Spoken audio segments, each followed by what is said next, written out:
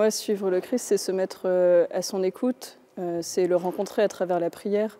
Je pense que c'est très important quand on reçoit une mission d'église, de pouvoir se poser, se ressourcer, recharger les batteries, puisque on est envoyé pour annoncer le Christ. Alors si on ne le rencontre pas, comment est-ce qu'on pourrait l'annoncer ?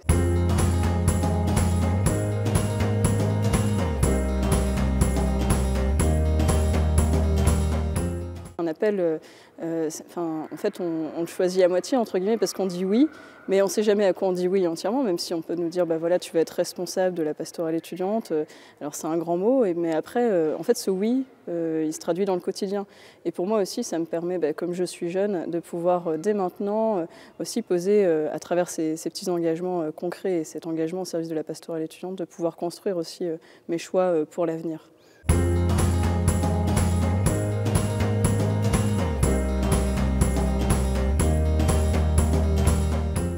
Pour moi, le grand défi dans ma mission, puisque j'ai l'impression de vraiment avoir grandi par cette mission reçue, c'est de faire découvrir ce trésor à d'autres jeunes.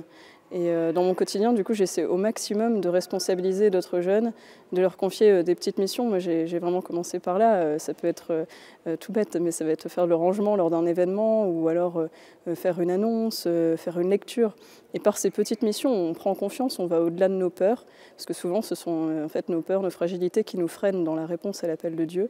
Et je pense que dès qu'on passe au-delà de nos petites peurs, ça rend beaucoup plus facile le oui. En fait, tous les petits oui, en faisant obstacle face à ces peurs, nous permettent de dire ensuite des grands oui.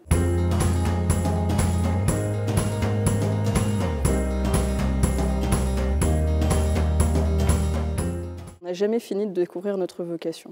En fait, bien sûr, quand on est jeune, on se pose des questions vocationnelles, mais en fait, finalement, on découvre réellement notre vocation au terme de notre vie, quand on se retrouve face à Dieu. Et ça ne veut pas dire que dès maintenant, à l'âge de 15 ans, 20 ans, on ne doit pas discerner cette vocation, se poser pour réfléchir.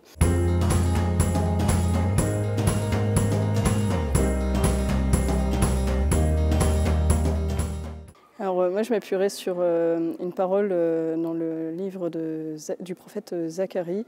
Ne dis pas je suis trop jeune car je suis avec toi. Souvent en fait on a l'impression qu'on est trop jeune pour dire oui, pour se lever, répondre à notre vocation, et non, le Seigneur il nous aidera. Enfin moi c'est comme ça que je le découvre.